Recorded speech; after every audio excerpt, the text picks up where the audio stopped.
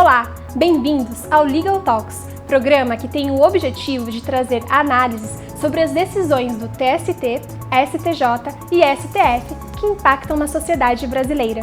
O Legal Talks é uma realização do Instituto Sociocultural Brasil-China Ibrachina, da Associação Paulista dos Empreendedores do Circuito das Compras APEC e da Comissão Especial Brasil-ONU Sebra-ONU. O tema desta edição é Atualização dos Débitos Trabalhistas, e o convidado de hoje é o ministro do TST, Ives Gandra Martins Filho. Ives Gandra da Silva Martins Filho se tornou bacharel em Direito pela Universidade de São Paulo em 1981 e mestre em Direito pela Universidade de Brasília em 1991. Em 2014, se tornou doutor em Direito pela Universidade Federal do Rio Grande do Sul e doutor honoris causa em Filosofia pela Academia Brasileira de Filosofia em 2017. É ministro do Tribunal Superior do Trabalho desde 14 de outubro de 1999. Também preside a 4ª turma e a Comissão de Documentação e Memória. É professor da Law School CEU de São Paulo e da Escola Nacional de Formação e Aperfeiçoamento de Magistrados do Trabalho, ENAMAT, da qual foi o primeiro diretor em 2006. É membro da Academia Nacional de Direito do Trabalho, da Academia Brasiliense de Direito do Trabalho, da Academia Paulista de Magistrados e da Academia Internacional de Direito e Economia. No TST, foi presidente de 2016 a 2018. Foi corregedor-geral da Justiça do Trabalho de 2013 a 2014. Também foi presidente da 7ª turma de 2007 a 2013. Atuou como conselheiro do CNJ de 2009 a 2011. Recebeu variadas condecorações. Possui dezenas de artigos publicados pela imprensa especializada, além de diversas obras publicadas. O ministro será entrevistado pelos coordenadores do Legal Talks, Dr. Guilherme Caputo Bastos, ministro do TST e presidente da ANDD, Dr. Paulo Feus, professor da PUC São Paulo, e o Dr. Thomas Lau, presidente do Ibrachina e da Sebra-ONU. Meu nome é Thomas Lau, o presidente do Ibrachina e também o presidente da Sebra-ONU. E temos o ministro Guilherme Caputo como coordenador geral e também o Dr. Paulo Feus como nosso moderador deste programa. Será uma série de análises das decisões judiciais do TST, do STJ e do STF. Ministro Caputo, por favor. Eu confesso, Ives, que fiquei bastante empolgado com a ideia desse projeto, desse programa que o Ibrachina está lançando, sobretudo porque vamos falar com quem decide, em última instância, muitas das vezes, né? Considerando que ainda temos o Supremo Tribunal Federal, ainda o guardião maior da nossa Constituição Federal, mas, sobretudo, porque vamos tratar normalmente de temas polêmicos, né? E onde aproveitaremos, então, essa oportunidade dessa aula, dessa entrevista, dessa exposição, para esclarecer para os nossos ouvintes, e é um grupo bastante grande de ouvintes que acompanham as redes sociais, os canais de comunicação do Ibrachina, sobre essas questões. Então, hoje nós vamos iniciar esse projeto, professor Paulo, com o ministro Ives Gandra da Silva Martins Filho. O ministro Ives Gandra está no tribunal, para surpresa, embora tão jovem, mas já há 20 anos compõe o Tribunal Superior do Trabalho. É isso, Ives? 20 anos? 21, de 21 para 22. 21 para 22, pois é.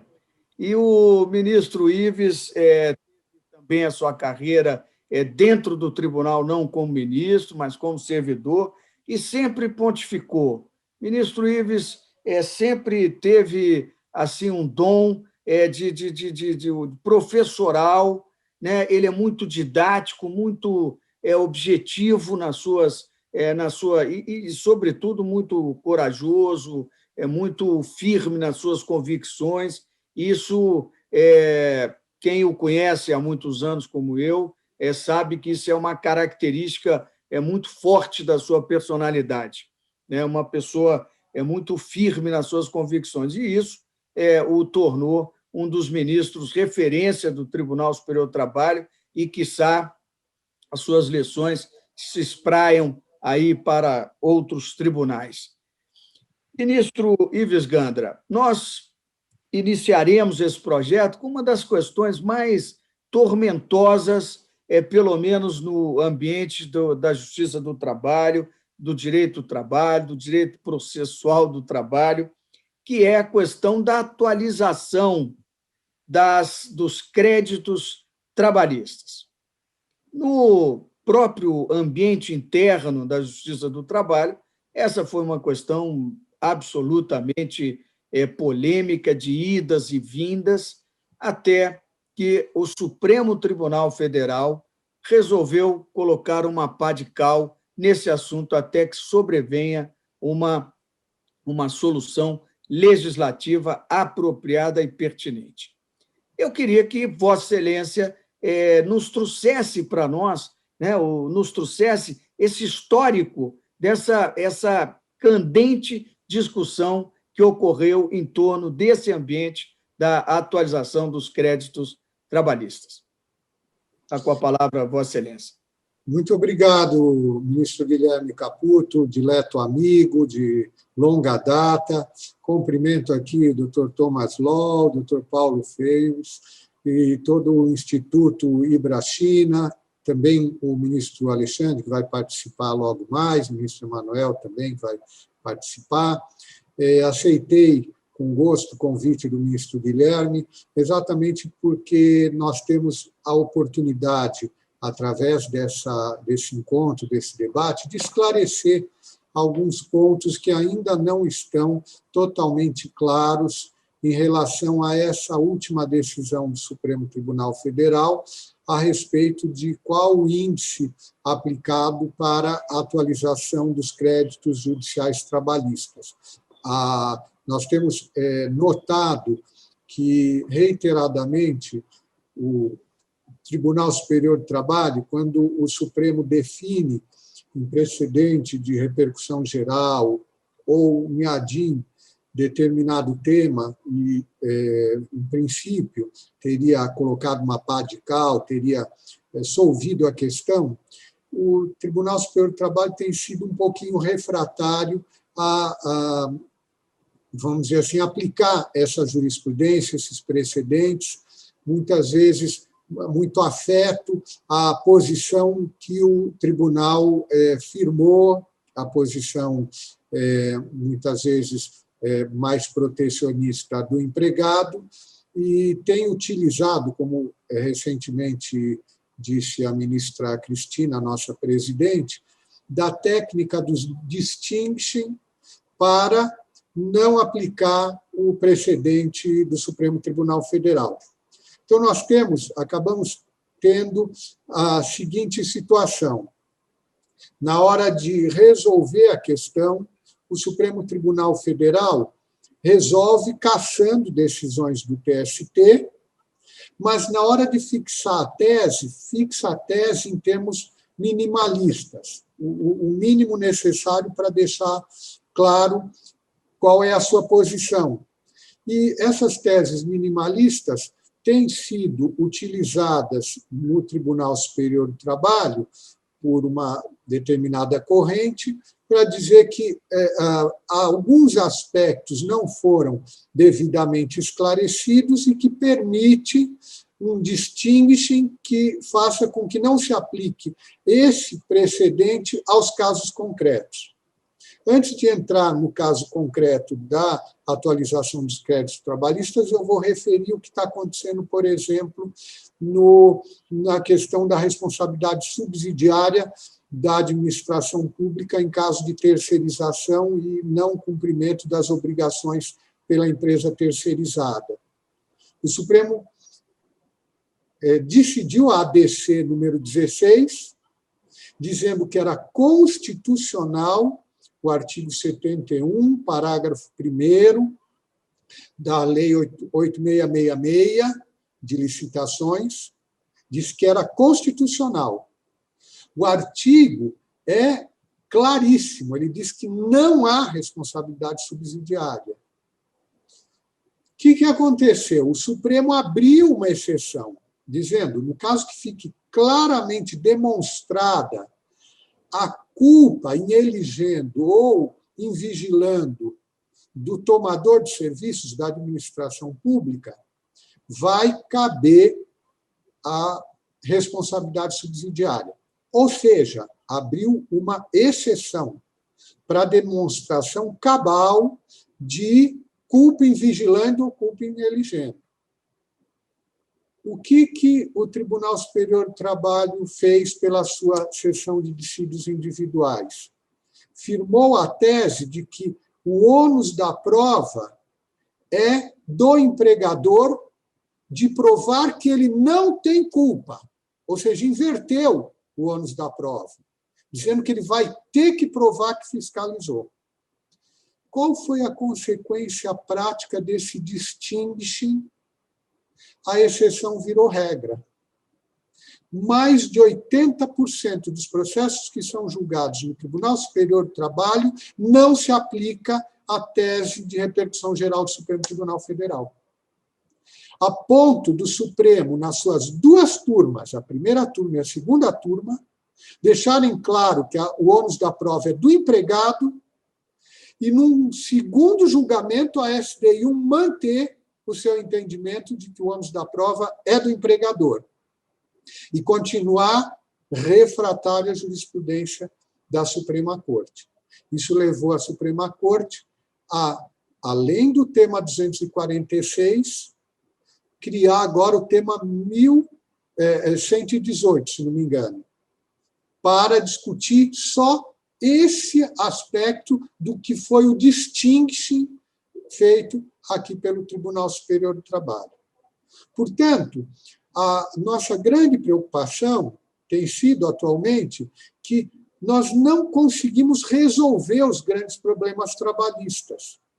O nosso sistema, esse conflito entre TST e STF, tem feito com que as questões aparentemente são resolvidas pelo Supremo Tribunal Federal e voltam a ser rediscutidas.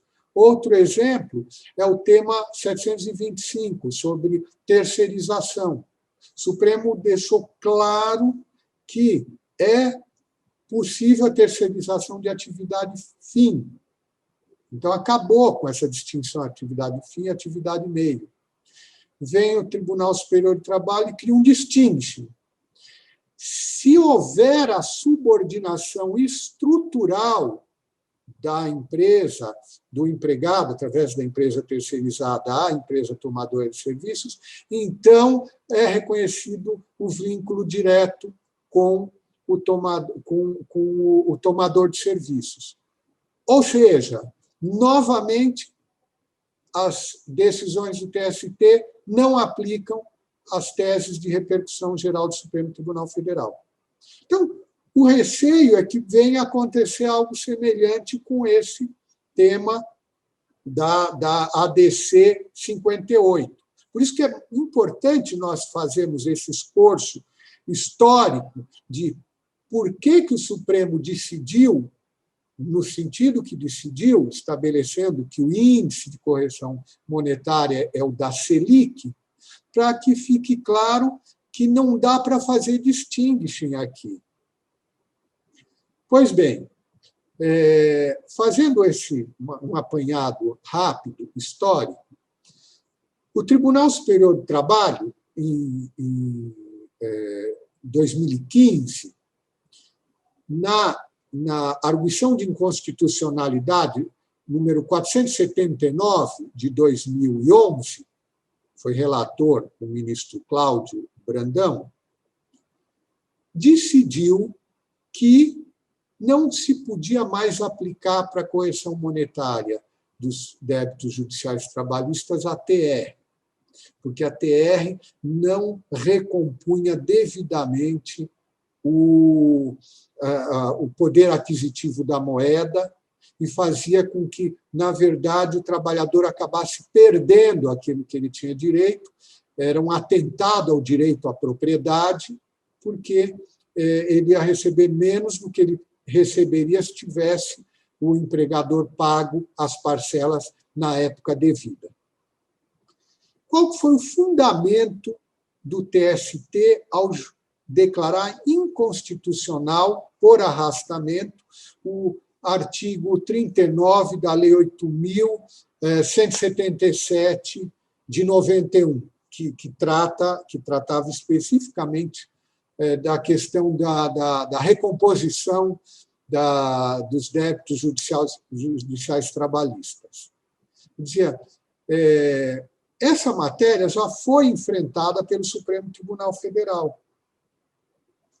Invocava, vejam que interessante, aí é que está o ponto nodal da questão.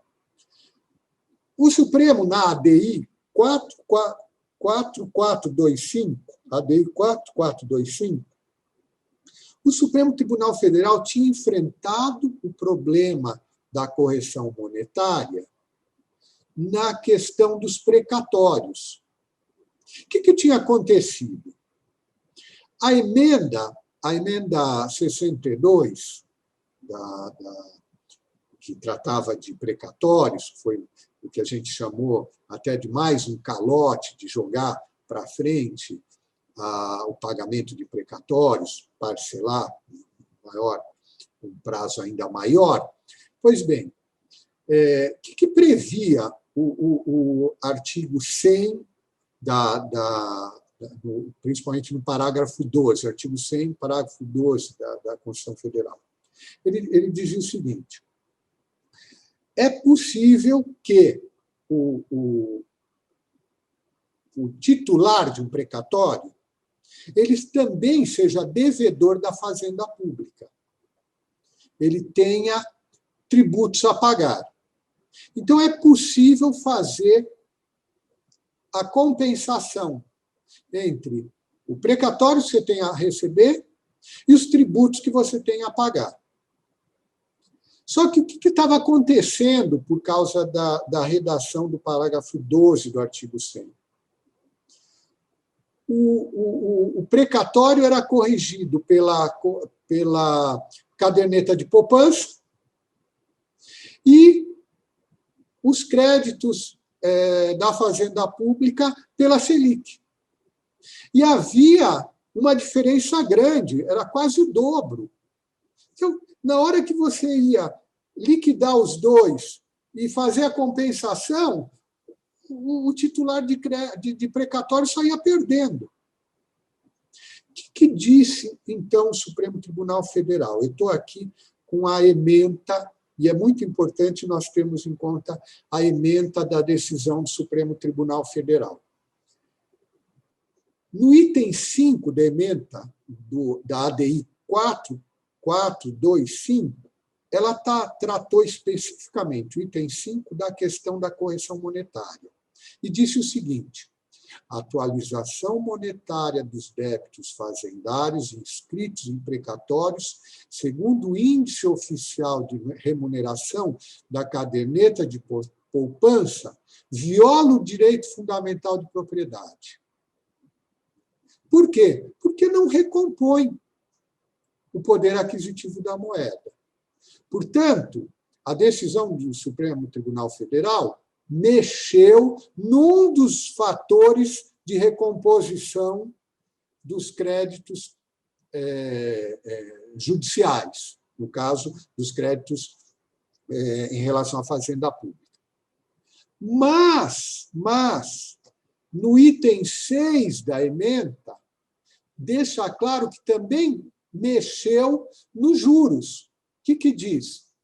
A quantificação dos juros moratórios relativos a débitos fazendários inscritos em precatórios, segundo o índice de remuneração da caderneta de poupança, vulnera o princípio constitucional da isonomia. Portanto, o Supremo Tribunal Federal ele mexeu nos dois elementos de recomposição dos débitos judiciais. Mexeu na correção monetária e mexeu nos juros de mora. Um dizendo, viola o princípio da viola o direito da propriedade. O outro viola o princípio da isonomia. Por quê? Na hora que eu vou compensar, um ganha mais que o outro. E o que ele usou em relação aos juros? O que ele diz aqui? Eu continuo lendo a ementa. Declaração de inconstitucionalidade parcial, sem redução da expressão, independentemente de sua natureza, para determinar que, quanto aos precatórios de natureza tributária, sejam aplicados os mesmos juros de mora incidentes sobre todo e qualquer crédito tributário. Então, veja que interessante. Usou aqui, até a própria ementa fala, salvo expressa determinação em contrário, responde pelos juros de mora tributária a taxa de 1% ao mês em favor do Estado, ex-vi do artigo 161, parágrafo 1º do CTM. O que significa isso? Que tomou como base, se os juros de mora para o crédito tributário for de 1%, vai ter que ser de 1% para o precatório. Os juros de mora de 1% para o precatório. Então, mandou usar o princípio da isonomia, os juros do 161, parágrafo 1º do CTM. O que aconteceu quando o TST apreciou pela primeira vez essa arguição de inconstitucionalidade, né, que eu fiz menção aqui, na arguição de inconstitucionalidade número 479.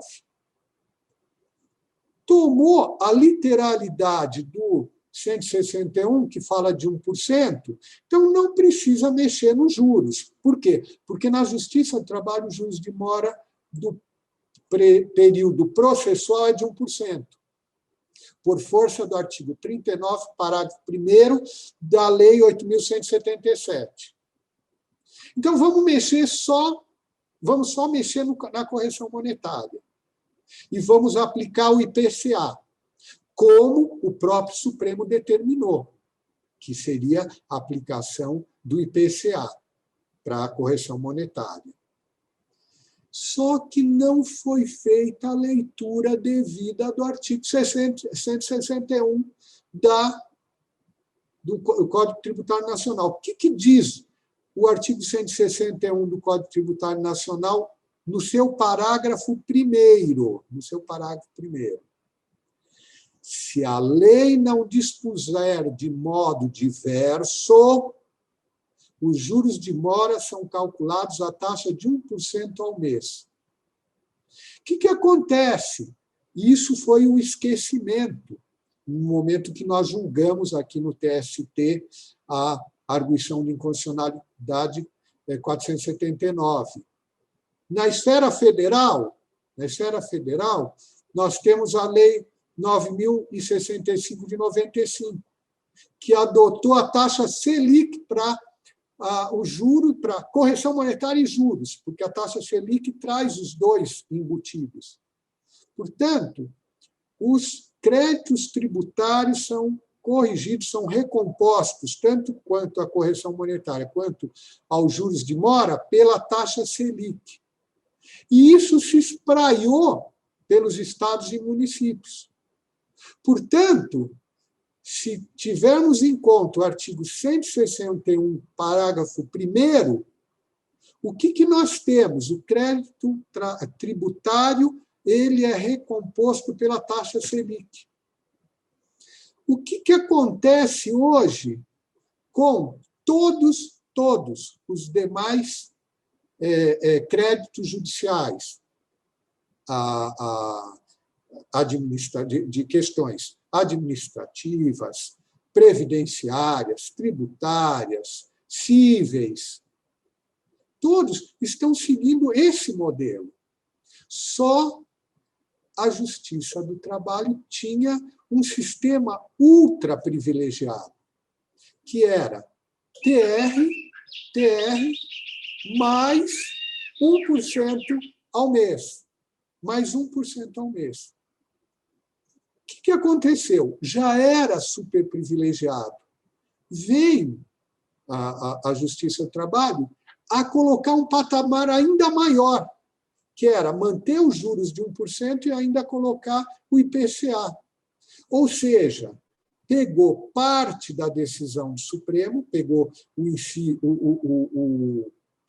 ponto 5 da ementa e esqueceu do 6.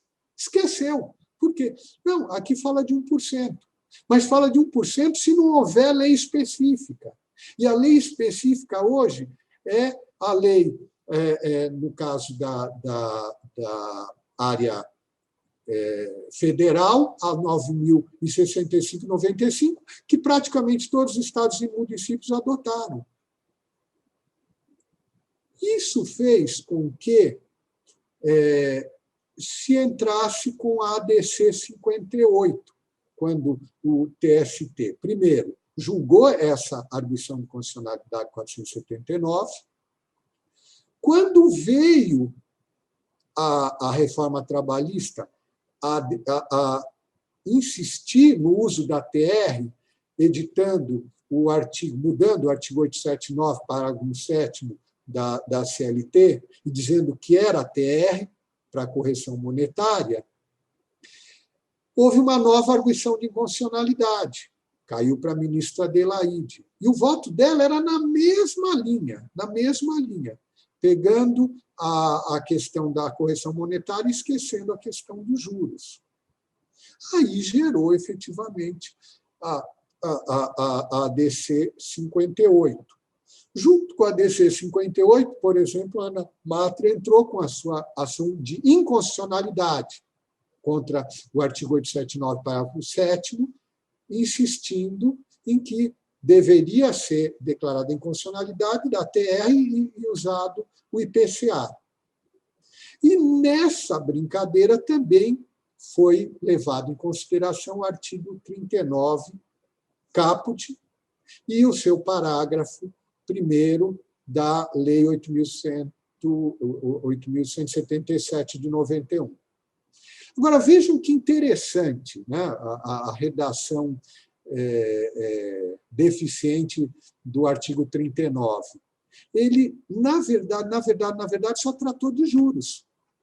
Vejam aqui como é que está o caput. Os débitos, artigo 39, caput. Os débitos trabalhistas de qualquer natureza, quando não satisfeitos pelo empregador nas épocas próprias, assim definidas em lei, acordo ou convenção coletiva, sentença normativa ou cláusula contratual, sofrerão juros de mora equivalentes à TRD acumulada no período compreendido entre a data do vencimento da obrigação e seu efetivo pagamento. Trata de correção monetária? Aqui não. Mas o TST, a Justiça do Trabalho, a míngua de outro dispositivo, antes da reforma trabalhista, usava esse dispositivo para dizer: aqui está tratando de correção monetária, o parágrafo 1º está tratando de juros. Por quê? Porque o que diz o parágrafo 1º? Aos débitos trabalhistas constantes de condenação pela Justiça do Trabalho ou decorrentes dos acordos feitos em reclamatória trabalhista, quando não cumpridos nas condições homologadas ou constantes de termo de conciliação, serão acrescidos nos juros de mora previstos no caput, juros de 1% ao mês, contados do ajuizamento da reclamatória e aplicados pro rata dia, ainda que não explicitados na sentença ou no termo de conciliação. Então, durante anos, eram aplicados esses dois dispositivos, os dois falando só de juros de mora, mas um para tratar de correção monetária e outro de juros de mora. O que fez o Supremo Tribunal Federal? Quando enfrentou a questão da ADC, o ministro Gilmar, que foi o relator, ele fez um levantamento de tudo que estava havendo em termos de legislação. Por quê? Porque estava sendo colocado em xeque um dispositivo. Um deles tratava especificamente de correção monetária, mas os outros que tinham sido usados desde então, desde a reforma trabalhista, não tratavam de correção monetária, tratavam de juros. E, ao mesmo tempo, o que estava acontecendo? A reforma trabalhista entrou em vigor dia 11 de novembro de 2017. Ora, e a correção monetária do período anterior? Então, não dá para só discutir o artigo 879, parágrafo 7º da CLT. Aqui tinha que ser discutido também o artigo 39, no seu parágrafo 1º. Então, os dois, vamos dizer assim, parâmetros teriam que ser enfrentados. Não era possível só enfrentar a questão da correção monetária. Por quê? Porque se dissesse que é possível manter os juros de 1% ao mês, diferente de todos os outros débitos, e, ao mesmo tempo, mandar aplicar o IPCA, todos os ramos da justiça estariam com a correção nesse nível. TR mais juros de 1% ao mês, estaríamos aqui. Com o IPCA, nós iríamos aqui através da aplicação dos juros de 1% ao mês. Então, o que fez o Supremo Tribunal Federal?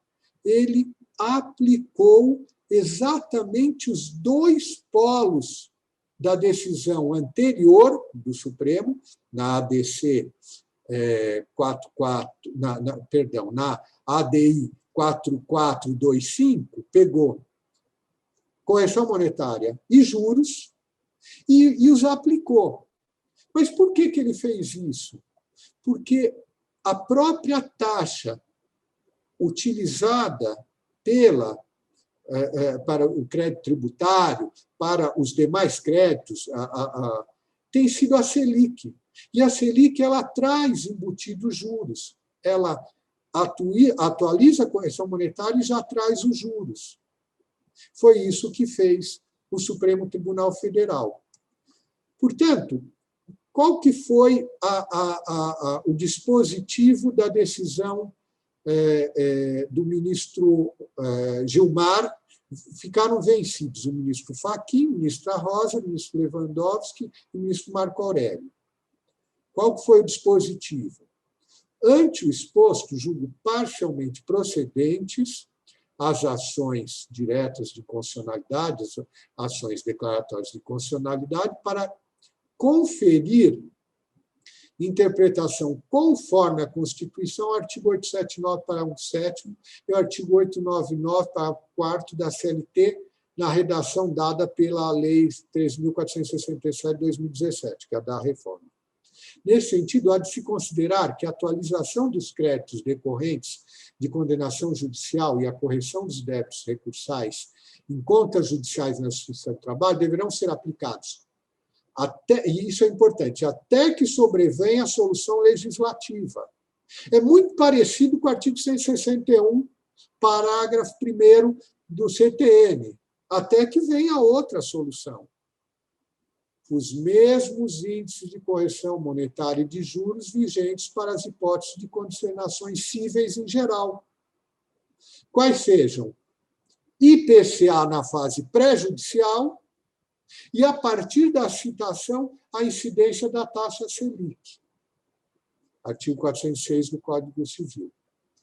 Então, nós ficamos, o próprio ministro Gilmar deixou claro na parte de parâmetros de aplicação da decisão, ele fez uma modulação. Então, a modulação que o Supremo fez, nós podemos estabelecer quatro situações. Primeira situação, débitos trabalhistas judiciais ou extrajudiciais pagos, que o que já foi quitado é da forma como foi quitado. Foi quitado usando o TR?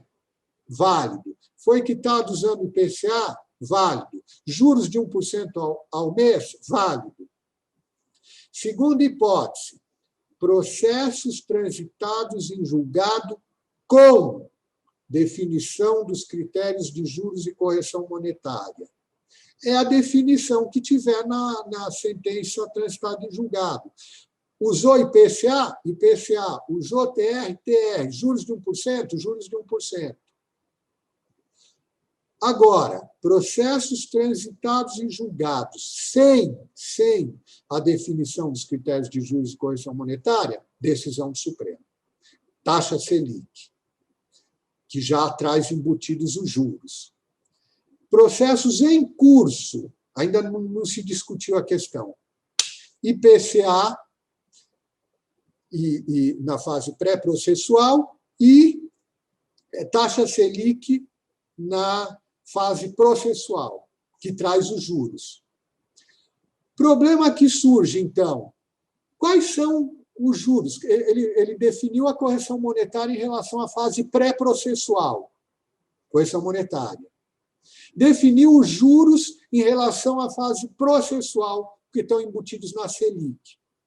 Então, são os juros que estão vigentes na Justiça do Trabalho. Quais são os juros vigentes na Justiça do Trabalho para a fase pré-processual? É o caput do 39. O caput do 39 é que trata de juros, ele não trata de correção monetária. Só que o que ele fala? Repetindo aqui o artigo 39, ele fala de sofrerão juros de mora equivalentes a TR acumulada no período compreendido entre a data do vencimento da obrigação e seu efetivo pagamento. Não pode mais ser o efetivo pagamento, porque desde a citação até o efetivo pagamento passou a ser a Selic. Então, vai do momento em que ele se tornou devido, que o empregador deveria ter pago aquela obrigação, até o momento da citação. Então, o que tenho feito nos casos que tenho enfrentado depois da decisão do Supremo? Eu tenho, no primeiro momento, o que eu imaginei? Né? A tese do Supremo foi essa. IPCA, fase pré-processual, Selic, fase processual. Essa é a tese, com essas modulações que eu já referi. Quando eu, num primeiro momento, peguei os processos, nenhum processo trataria nenhum processo encontrou essa solução do IPCA, vamos dizer assim, essa solução salomônica, reconhecer o IPCA por parte do período e reconhecer a Selic para o outro período. Então, vamos dizer assim, fez que nem Salomão, deu ganho de causa parcialmente para os dois lados. Eu pego o recurso que eu já tinha para julgar do empregador, ele pede a TR. Pego do empregado, ele pede IPCA. Então, se eu for dar a Selic para eu estou dando extra petita. Se eu for aplicar a Selic, se o recurso é do empregado, eu estaria fazendo reformácio in pejus. Só que o Supremo ele analisou a questão de forma em controle concentrado. Ele não enfrentou a questão no caso concreto, em controle concentrado. Então, ele analisou a questão em tese. Então, eu tenho que aplicar aos casos concretos a tese do Supremo. Portanto, o que eu tenho feito? Em todos os casos, quer seja recurso do empregado, quer seja da empresa, eu dou provimento parcial para deferir o pedido, mas de acordo, aplicando a tese do Supremo Tribunal Federal. Então, o empregado sai parcialmente vencedor, no sentido que se aplica o IPCA até a citação. Então, em geral, se o empregado entrou com a ação rápido e foi julgado rápido, você aplicar os 5 anos para trás, ele vai sair com uma vantagem. Se a ação demorou muito para ser julgada e ele gastou quase os 2 anos, talvez eles não se dê tão bem. Agora, ficou essa omissão, vamos dizer assim, que eu espero seja sanado aí no acórdão, na hora de ficar mais claro no acórdão, ficou essa questão. E que juros são aplicáveis na fase pré-processual? Porque está claro quais são os juros na fase processual, que é aqueles que estão embutidos na Selic. Mas quais são os juros da fase pré-processual? Não se falou nada. Ora, os juros que estão na legislação vigente trabalhista. Qual a legislação vigente trabalhista para a fase pré-processual? Caput do artigo 39. Por quê? Porque, repetindo, o caput trata da fase pré-processual. O parágrafo 1º trata da fase processual. A fase processual já foi superada pela Selic. Então, se foi superada pela Selic, eu só tenho para aplicar o caput. Então, o que eu tenho feito em termos de decisões é, primeiro, aplicar tanto para empregado quanto para empregador a tese definida pelo Supremo. Eu me curvo, né? Posso concordar ou não, mas eu me curvo à decisão do Supremo. E sempre dou para provimento parcial, qualquer que seja o recurso, porque parcialmente o pedido está sendo atendido, ou o IPCA na fase pré-processual, ou que não seja o IPCA na fase processual. Espero que, no acórdão que venha do Supremo, essa questão dos juros em relação à questão, à fase pré-processual seja sanada. Mas, de qualquer forma, eu estou aplicando a legislação vigente. Portanto, entendo que o Supremo foi coerente com a sua jurisprudência. Se o TST quis se louvar da jurisprudência do Supremo para resolver o problema da inconstitucionalidade da ATR, o fez, talvez canhestramente, e eu reconheço até que, naquela primeira ocasião, votei no sentido do IPCA, porque não tinha me atentado para que, na esfera tributária federal, não era de 1%, mas era da lei específica, e depois todas as outras seguiram. Então, reconheço que me equivoquei naquele primeiro momento e já refluí daquela posição, tanto que vim a votar em outro sentido. E agora estou aplicando integralmente a orientação do Supremo. Como o Supremo, nessas questões, principalmente de aplicação dos precedentes, ele se interessa muito mais pela aplicação do que eventual adequação perfeita do recurso à hipótese dos pressupostos de admissibilidade, em matéria de rito sumaríssimo, em matéria de execução de sentença, se o recurso vier arguindo a violação do artigo 5º, inciso 2, que é o princípio da legalidade, eu estou acolhendo o recurso. Por quê? Porque agora a lei tem o conteúdo que o Supremo lhe deu, interpretação conforme aquilo que o Supremo entende que é o conteúdo normativo desse dispositivo de lei. Então, essas eram, ministro Guilherme Caputo Bastos, as considerações, o esforço histórico e as conclusões a que chego a respeito da decisão do Supremo, qual é a sua ratio decidendi, e norteado pela sua ratio decidendi é que eu tenho decidido dessa forma e deslindado dessa forma os processos que me são conferidos como relator aqui no Tribunal Superior do Trabalho.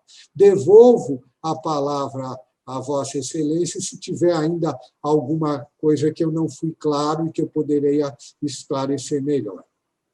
Muito obrigado. Ministro Ives, eu, como já imaginava, Vossa Excelência foi absolutamente exaustivo, exauriu todas as questões ligadas a esse atormentador e tormentoso, como dizia o nosso querido amigo ministro Delazen. Vossa Excelência abordou todas as nuances, inclusive com um histórico riquíssimo e fazendo uma comparação absolutamente pertinente com relação à responsabilidade subsidiária e que nós não tenhamos a replicação de aqueles incidentes que se conseguiram causar com relação à questão de ônus da prova e todas as questões que foram surgindo misteriosamente quando se discutia a responsabilidade subsidiária.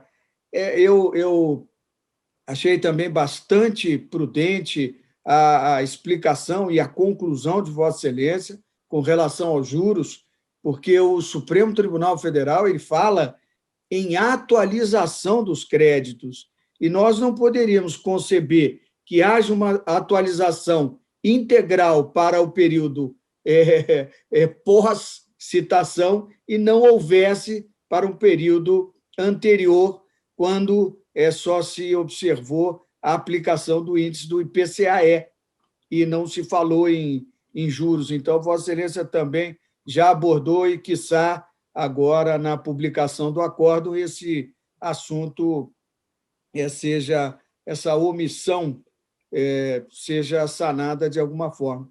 Eu só teria uma consideração, ministro Ives, e gostaria de saber de Vossa Excelência se seria possível o Tribunal Superior do Trabalho, através de alguma de suas normas, tornar como obrigatório a aplicação, talvez transformar a decisão do Supremo Tribunal Federal num ato próprio da Justiça do Trabalho. Vossa Excelência vê como possível alguma coisa nesse sentido? Ou um ato normativo, uma resolução, qualquer coisa? Então, ministro Guilherme, um problema que nós já estamos enfrentando desde a reforma trabalhista foi o fato de que, exatamente por o TST ir firmando uma jurisprudência exacerbadamente protetiva ao trabalhador, mas invadindo seara legislativa, ou seja, num sentido mais ativista, quer dizer, nós tivemos muitas súmulas, principalmente naquelas 3 semanas, melhor, 2 semanas do TST, nos anos 2011, 2012, em que 50 súmulas do TST mudaram de sinalização.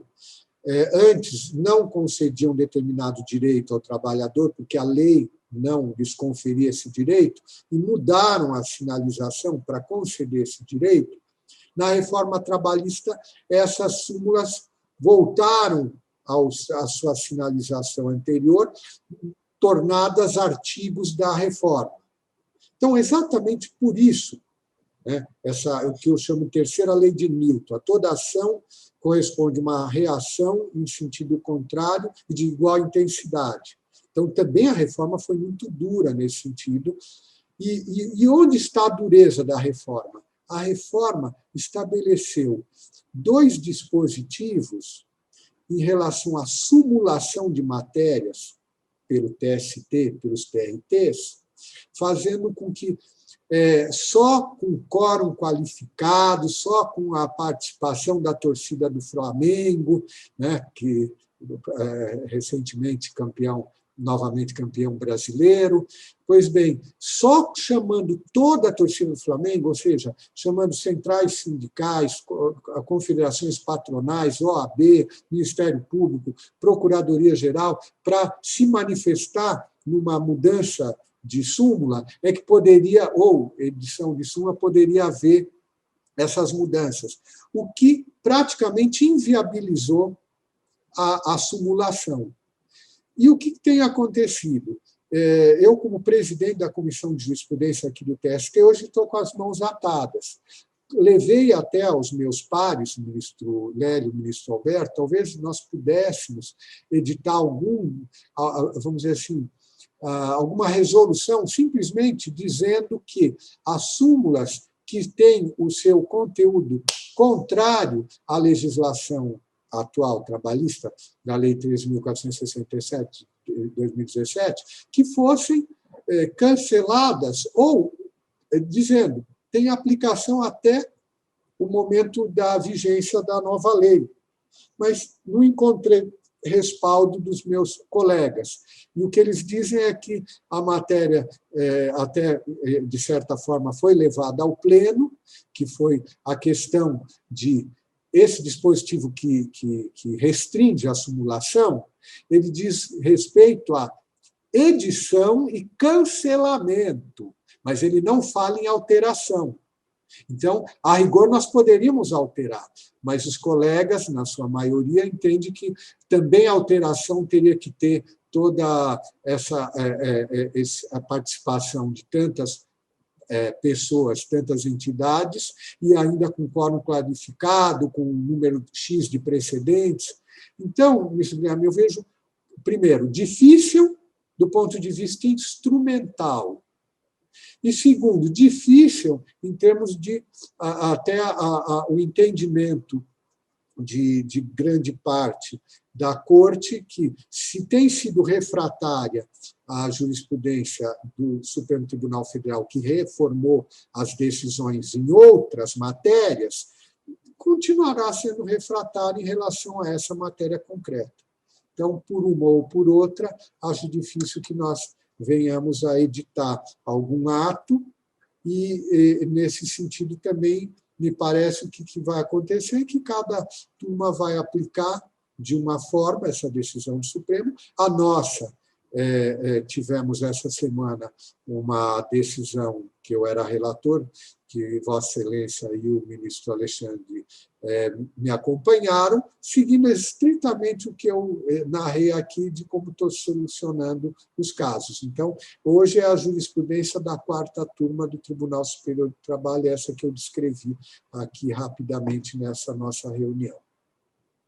Muito bem, muito obrigado, ministro Ives. Eu não sei se o professor Paulo quer fazer alguma consideração. Ministro Guilherme, o ministro Ives é tão acadêmico que nos deixa, quando a gente fica pensando numa pergunta, ele parece que leu os nossos pensamentos e já nos responde. Para mim, foi uma grande aula, ministro. Eu aprendi, era um tema realmente que eu tinha muita dúvida e hoje já me sinto um expert só de ter ouvido Vossa Excelência. Muito obrigado. Eu que agradeço, Paulo, a confiança também.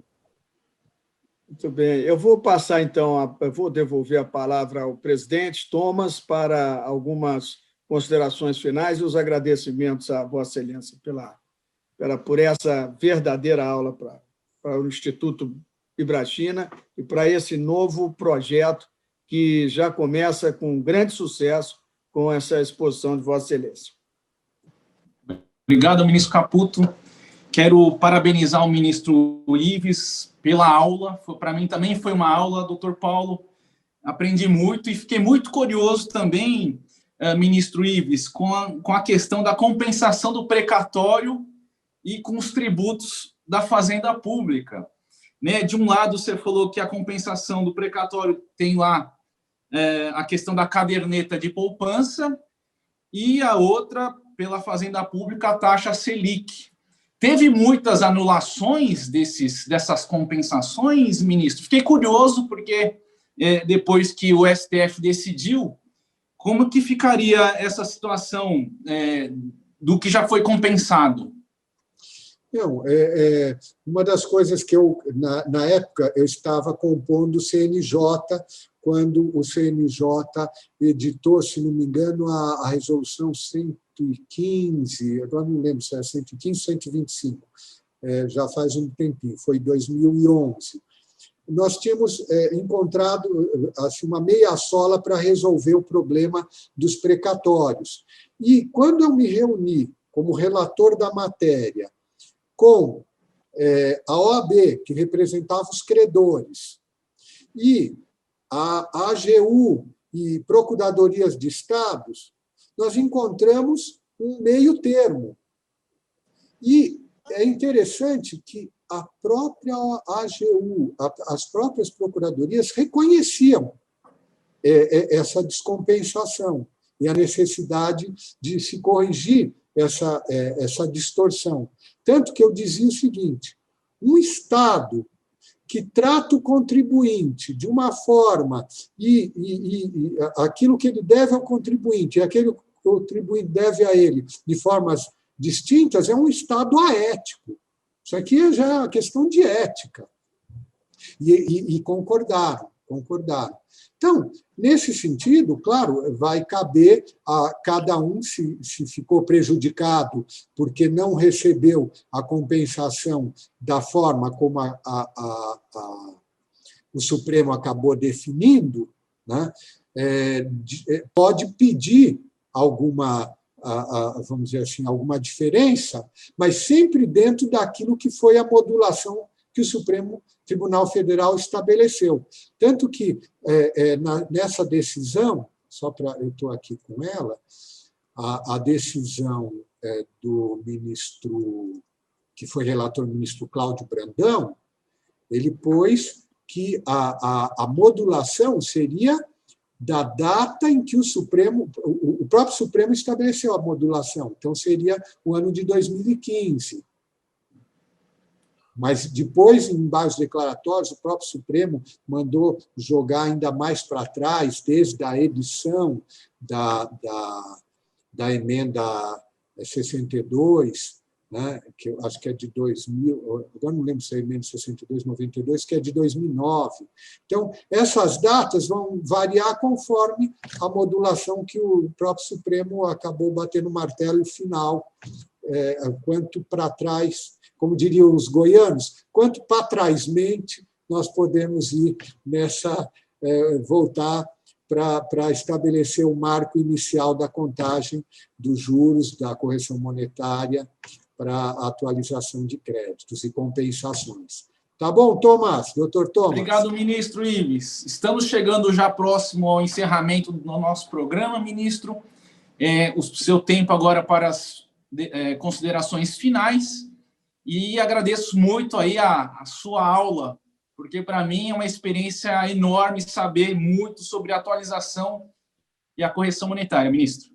Então, primeiro, agradecer pelo convite, dizer que fiquei muito honrado, principalmente nessa relação Brasil e China. Nós queremos que seja a melhor possível, vamos fazer com que realmente tenhamos tanto relações internacionais do ponto de vista diplomático, mas também do ponto de vista comercial. E, para isso, eu diria, o que mais faz falta é segurança jurídica. Então, o que mais as pessoas reclamam do Brasil é a falta de segurança jurídica. Quer dizer, eu posso investir no Brasil, o nosso sistema jurídico dá segurança, as decisões são claras, primeiro claras, depois permanecem, não mudam constantemente. Isso é que o investidor quer. Então, o que a justiça tem que ofertar para a sociedade, para a economia, para os investidores, e eu digo mais, no caso da Justiça do Trabalho, para trabalhadores e empregadores, é a segurança jurídica. Dizia um colega nosso, doutor Thomas, o ministro Gelson, que o que mais nos criticam não são as nossas decisões, se são para cá ou para lá, são as nossas incongruências. Uma hora vai para cá, outra hora vai para lá, e principalmente, nesse caso, das decisões do Supremo Tribunal Federal, o que nós mais somos criticados pelo próprio Supremo Tribunal Federal é pela nossa indisciplina judiciária. Quer dizer, hoje, o próprio Código de Ética, não o Código de Ética da Magistratura Nacional, mas que ele não traz expressamente esse princípio, mas o Código Ibero-Americano de Ética Judicial, ele traz um dos princípios básicos, é o princípio da responsabilidade institucional. Nenhum de nós, juízes do trabalho, ou juiz em geral, é um franco atirador. A independência não é no sentido de que eu decido e não percebo que eu faço parte de um sistema.